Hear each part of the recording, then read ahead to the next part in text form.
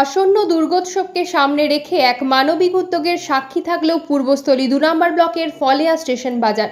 সমাজের গরিব ও দুস্থ মানুষের মুখে হাসি ফোটাতে এগিয়ে এলো স্থানীয় ব্যবসা প্রতিষ্ঠান দে কসমেটিক্স অ্যান্ড স্টেশনারি।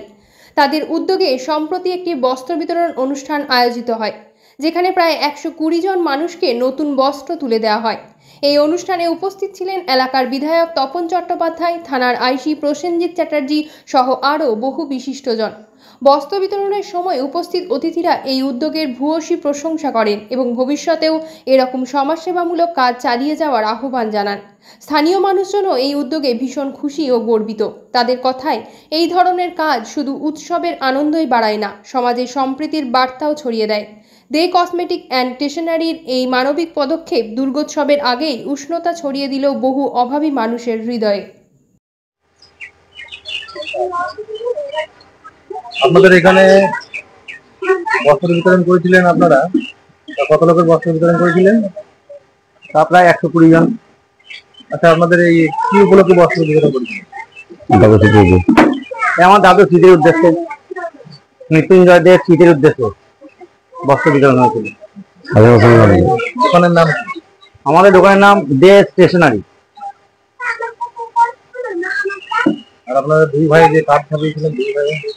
হ্যাঁ, আমরা 2 ভাই কার্ড ছাপিয়েছিলাম। ১২০ জনকে আমন্ত্রিত করা হয়েছিল এবং এখানে উপস্থিত ছিলেন আমাদের পূর্বস্থলী থানার আইসি, আমাদের এমএলএ, বর্তমান এমএলএ তপন চ্যাটার্জি, কালকাতলা অঞ্চলের প্রধান, মেটতলা গ্রাম পঞ্চায়েত প্রধান, আমাদের বাজারের বিভিন্ন সদস্যরা।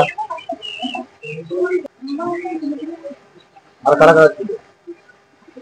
বাজার কমিটির লোক ছিল, আমাদের বাজারে বড় ব্যবসাদাররা ছিল, যেমন সাজ মল্লিক, বিকাশ রায়, আমাদের লোকাল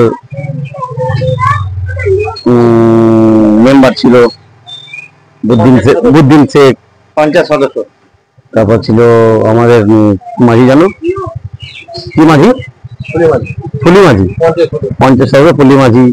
আমাদের ছিল বেচারাম দাস, বিনোদ দাস, আরাধন দে মহাশয়।